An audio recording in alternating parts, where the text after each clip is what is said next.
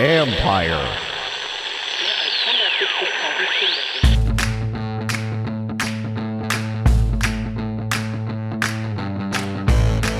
Hello and welcome to my podcast. Do me a favor, subscribe to the John Keim Report. Wherever you get your podcast, you know the deal, folks. If you're watching on YouTube, hit that like button, hit that subscribe button. Both those help us out a lot. So please do that. Also, you can catch us there as part of Empire Media. That's A-M-P-I-R-E. Always much appreciated when you tune in. Don't forget, you can also read my work on ESPN.com. I'm trying to take a little bit of time off, so a lot of these podcasts are pre-recorded. So I'm not going to be discussing news on here. So if there is any news, go to ESPN.com. There you go. Today, I'm joined by Washington Commanders secondary coach Brent Vieselmeyer as we discuss some of the rookies, two of them in particular, Emmanuel Forbes and Quan Martin, what he saw from them in the spring. And now this was an interview recorded during we had a media day with all the assistant coaches. So I had Coach Vieselmeyer by myself for about 7 minutes or so. So a lot on Emmanuel Forbes and a lot on Quan Martin. Why does he think Forbes is such a good ball hawk? Some of the impact already that Benjamin St-Juste and Kendall Fuller have had on him. One area in particular I've talked about before, but I want you to hear it from Vieselmeyer. And then also Quan Martin. What does he add to the secondary? And why is it important about what he adds? So there you go. And I wanted to talk about the secondary today because I think some of the, it's funny because on the last podcast, I talked about the expectations for this team from outside Washington's bubble. Where are they at? Why, in some cases, are they so low? And part of the reason why I went down this road, I saw a couple things. And again, people have their own opinions. We'll find out in a few months who's right and wrong. I'm not saying they're wrong. I think it differs from how the internal vibe is, certainly by quite a bit. So why is that, et cetera? One of the things I saw was on ESPN, we had Seth Walder, Mike Clay, who do a very good job, went over and basically ranked the rosters in the NFL. They had the Commanders 24th, which I was surprised at how low it was, because I think it's better than that, but I'm not sitting there comparing it to every other roster. So, but it was the fourth in the NFC East. And obviously the Eagles are first. Eagles, Cowboys, Giants, Washington. Anyway, so I was surprised at how low it was. And so I did kind of ask about like some of the reasoning why. And I know, and they even wrote in there too about, I think they have some questions, or certainly one of them had questions about the secondary. So I think it's better than what they say. Now, from an outside perspective, you can look at it individually. And is Kendall Fuller a great corner? No. Is Benjamin St-Juste a great corner? Well, neither one of them, right, is a Pro Bowl corner. Do they have a Pro Bowl safety? No. You can say Cam Curl is a very, very good safety, and he is, but he hasn't been a Pro Bowl safety or an All-Pro or anything like that. So there's no one, I think, now I think Cam Curl is very good. I think he is ultra important to this defense, and perhaps maybe because he's not a big-time playmaker, perhaps he's a little bit underrated outside this bubble. But again, it's the playmaking that really gets you paid and gets you noticed and gets you on those Pro Bowl, All-Pro teams, et cetera.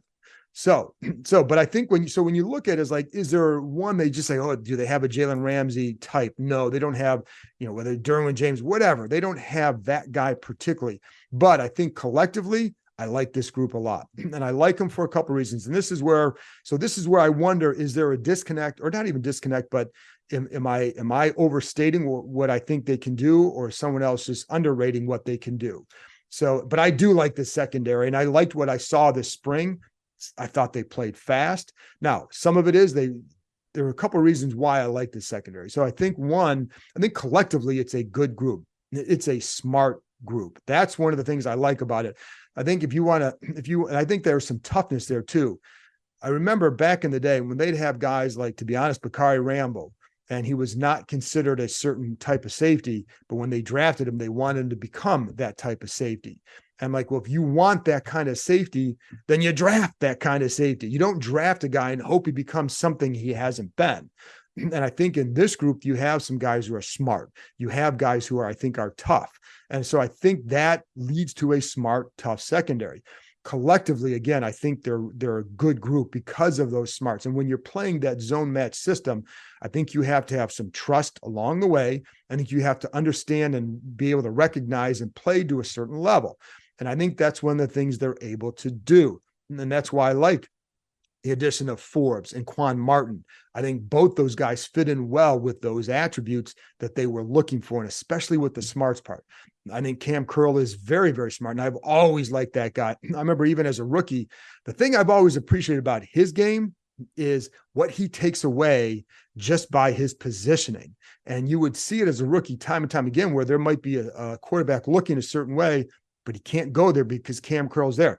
Now, does he make the play? Does he get credit for the play? No. But I'll give you an example. On the San Francisco touchdown by Chase Young a couple years ago when he was a rookie, that little scoop and score, the whole reason why that play became available, and this is where that pass rush and the coverage work hand in hand.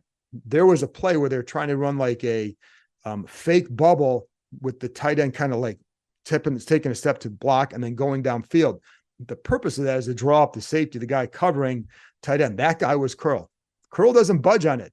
Because of that, the quarterback has to hold the ball another split second. That allows the rush to get home. That leads to a fumble. That led to a touchdown. So that play was not made by this. Cam Curl doesn't get any credit for that play, but he made it by his coverage. That's the thing I've always appreciated about his game, is the subtleties of his game. And that's why he's such a valuable piece to that defense. And I think St. Juste, when he's on the field, when he stays healthy, has been a very good corner, has been a good corner for them. And I think he's continues to get better. What I've appreciated about his game, because it goes hand in hand with Kendall Fuller. I think Fuller's been one of the smarter players at that position that I've covered. I think if he wanted to become a coach when he's done, he would be a really good one.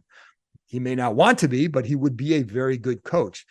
I think Kendall Fuller has some of those attributes as well. And I remember sticking as a rookie, how it jumped out to me when I would talk to St. Juste about things that he learned over the first 4 or 5 games of his rookie year.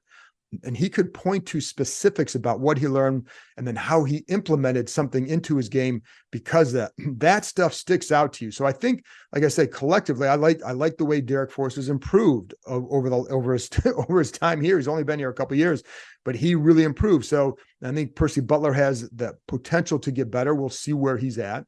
And I like the additions of Forbes and Martin. Now, is there great, and I like this. And Jeremy Reeves, I think, is very good. One of the things that Vieselmeyer talked to us about before I'm playing only a portion of the interview.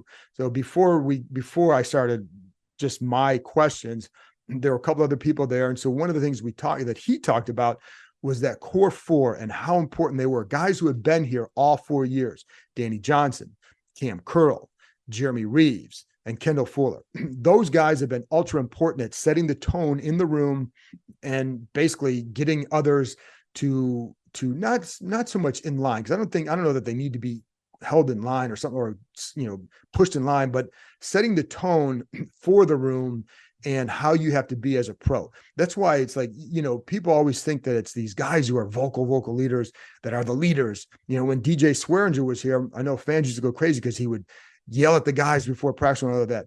But I can tell you, in the room, he was not viewed that in the locker room. He was not viewed the same way he was outside there. And I always like talking to DJ, but I'm just telling you that's how it was.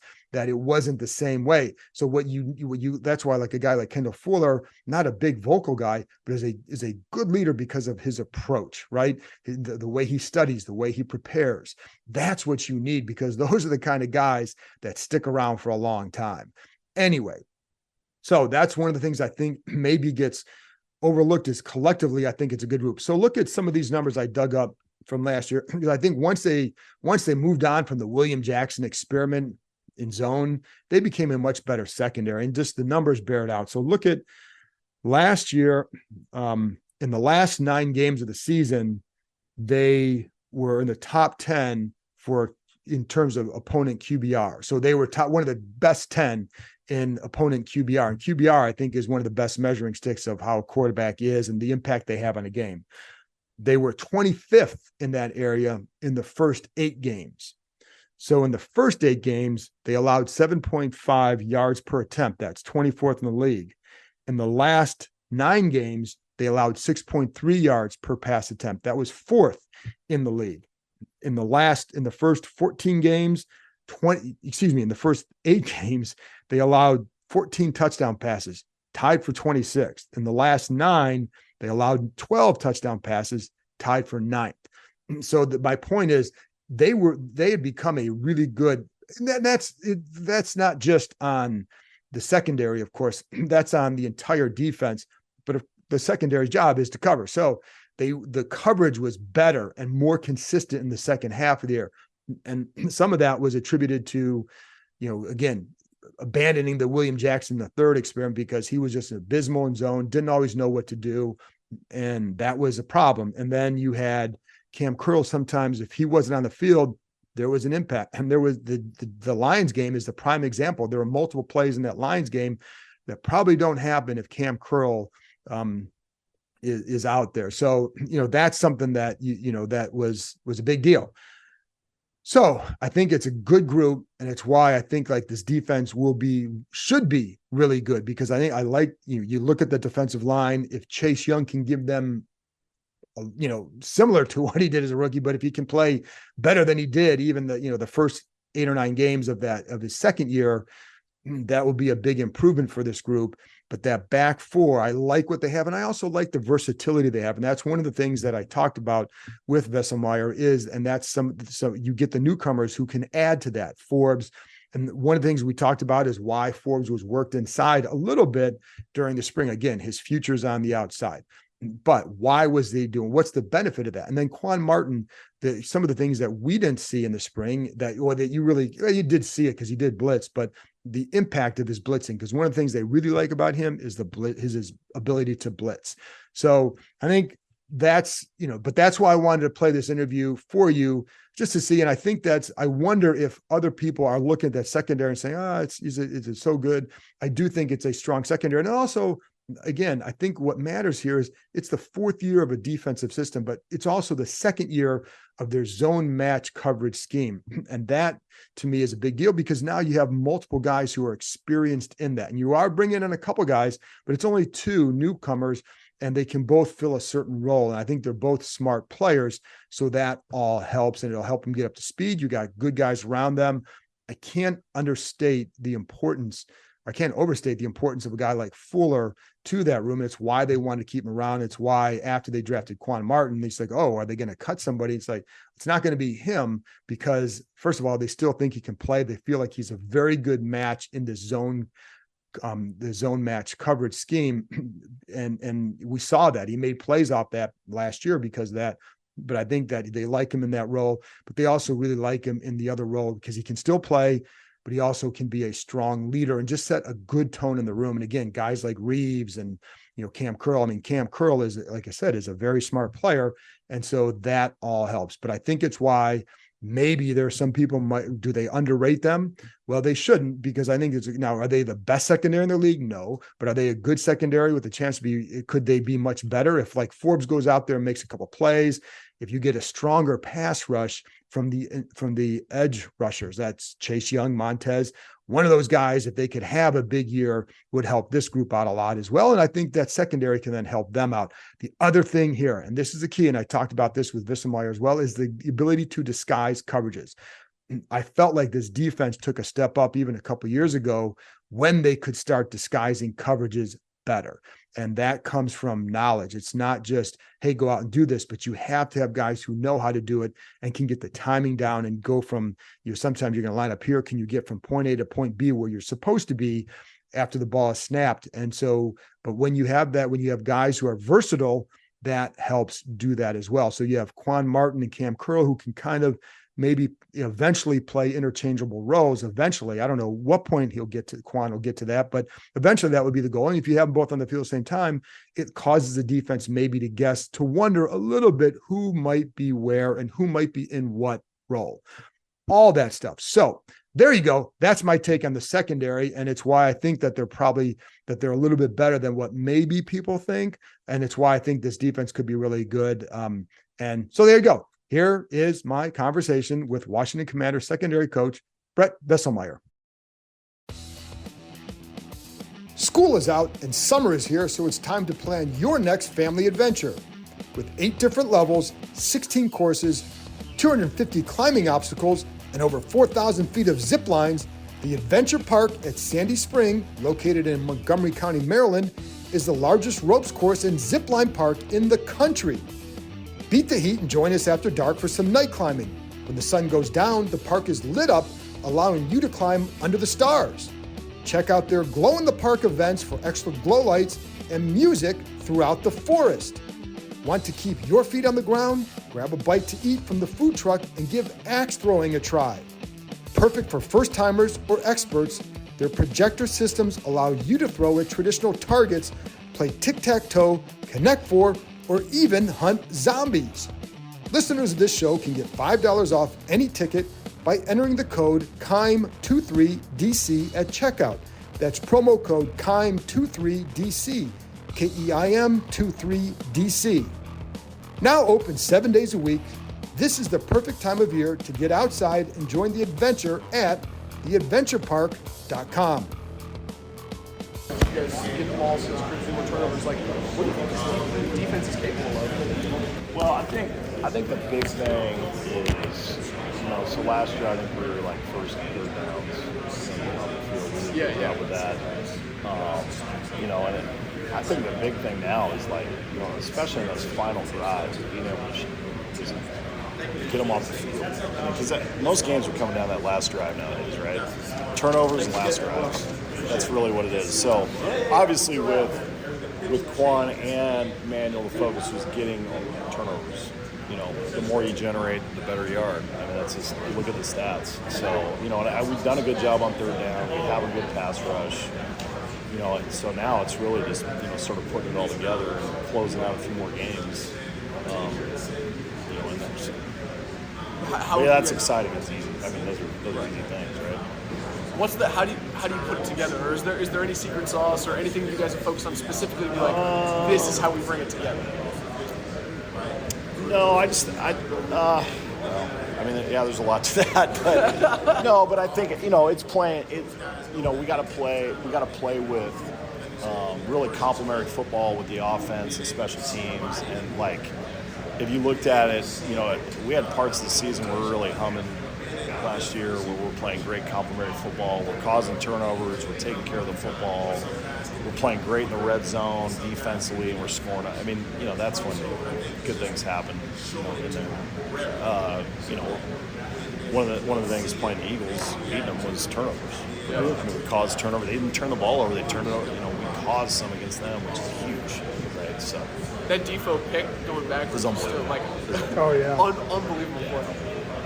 And they just play so hard too. I mean, that's one thing about Defo. Like, he just plays so hard, high effort. Well, I don't know, was he 5th round or whatever? Just think about that. He gets to balls too because of that. Like the one in Houston, flying. Yeah. He shot out of a cannon. Is that the one where he and BSJ were like at the same? Yeah. No, but it's shot out of a cannon in the little tip. See it, get it. Yeah. So no, it's cool.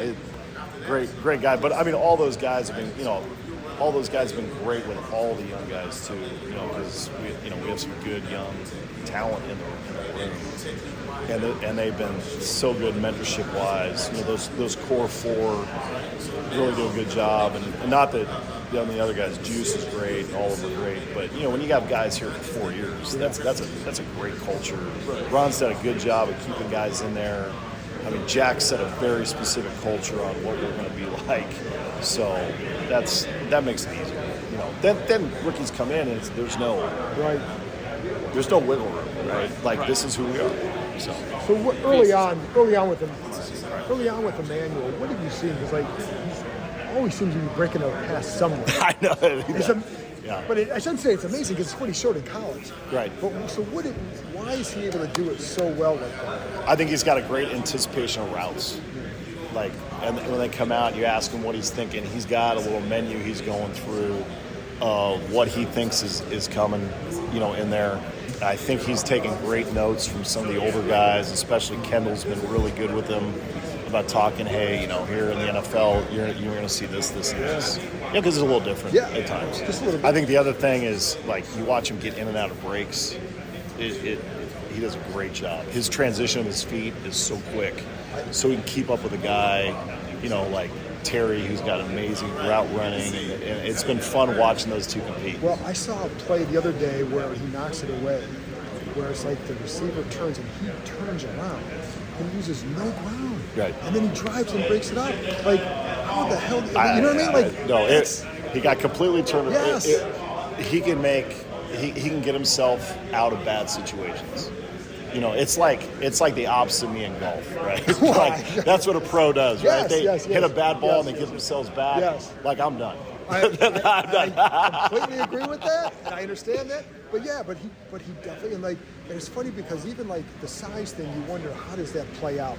And I saw like one practice last week, Cole Turner bodies him a little bit, and then I saw guys trying to do that yesterday, but he knows which shoulder to play on. So, but I mean, there again, so we had some individual time, and Juice and Kendall, just to compliment the room, are talking to him about, hey man, like, you got to understand these big tight ends are going to push on you. Yes.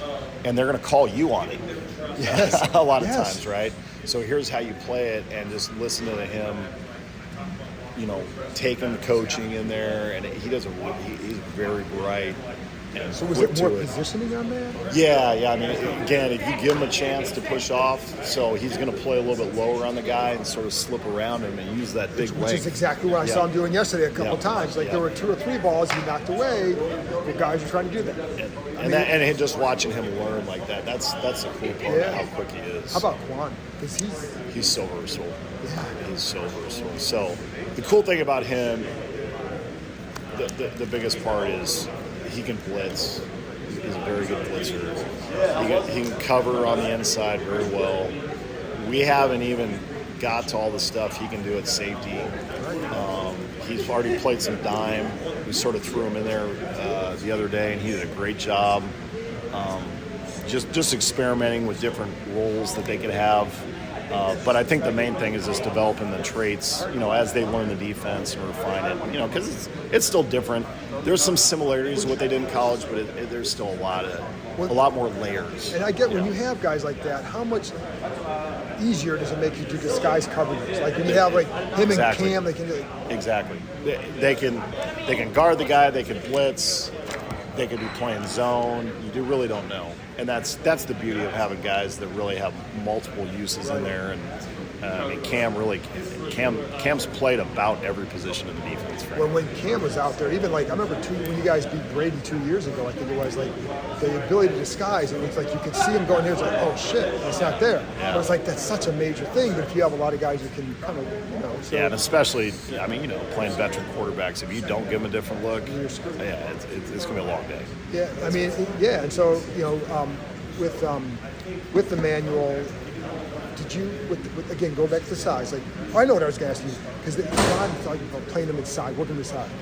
Is that just to get him to help him to understand and learn the defense better? Because it's like it's. I think so. You get a few skills with that. Yeah. I think that's something. If you talk to Kendall and what is he on year 8 or whatever? Yeah. He's played inside too at Kansas City. Those were valuable for him. You're not going to meet a guy who really knows more football than Kendall, as far as he's very bright, like really a coach on the field, which is awesome. So I think when you develop that in a younger player. So what are some of the things? And he can match up with a guy inside. Okay. Well, so it could be add to the versatility. Yes, sir. But not necessarily as a full-time thing, right? Because I mean, it could. And the other thing too is, I remember we've been in some rough injury situations where we've had a lot of guys play inside and out. And when you're carrying such a small roster, right? You got to do it. And if the guy can do it, yep. But are there some things he can learn? There's even been the spring doing it that you can take to outside. Like, what are some things he can learn? Well, I think just a couple. The techniques. So a lot of them cross over.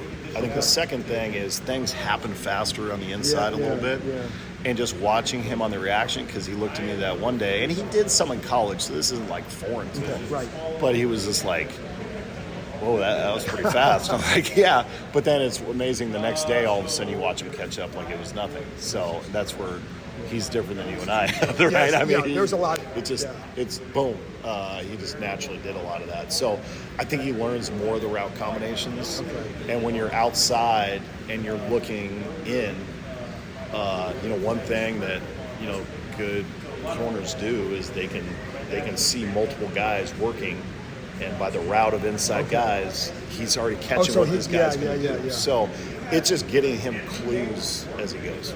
I liked watching his games because you could tell how smart he was. Like some of those picks. And the funny thing is, I did a story with him a couple weeks ago about going over the touchdowns. And he's like, I don't need to watch the video, it's all in my head, which is one thing, but it's like he knew, but like watching some of those, not just those, but the picks in general, not all of them are tip balls. Like you're positioning yourself to make those plays. Yeah. And it's just, it's fun to watch smart guys. Yeah. And he's very bright and understands it. And he's got some instincts that you can't coach. Like you saw the picks. Like sometimes, what were you thinking here? He goes, I thought the ball might be going there. I'm like, yeah, okay. Yeah. Well, then you said the Kentucky game, his coach was like, yeah, we talked about this. Emmanuel said early in the week, the coach said that day, just one time went over, and he goes, the one time was all it took for him to understand. You could see him, the guy starts to go motion, right before the snap, you step inside. It's like, God, that's like a dream if you're a D-back to make that play. No doubt. God, just a runaway touchdown that too. That was pretty cool. So, all right, man. Hey, thank you. All right, great to see you. Good to see you. That's it for this episode. Thanks to Brent Vieselmeyer for joining me, and thank you, as always, for tuning in. I'll be back on Monday with another episode. Coming up soon, I'm going to have a conversation with Ron Rivera about Eric Bieniemy, and I'm going to have one with Emmanuel Forbes about the plays he made in college that made him such a standout. Stay tuned for those, and I'll talk to you next time.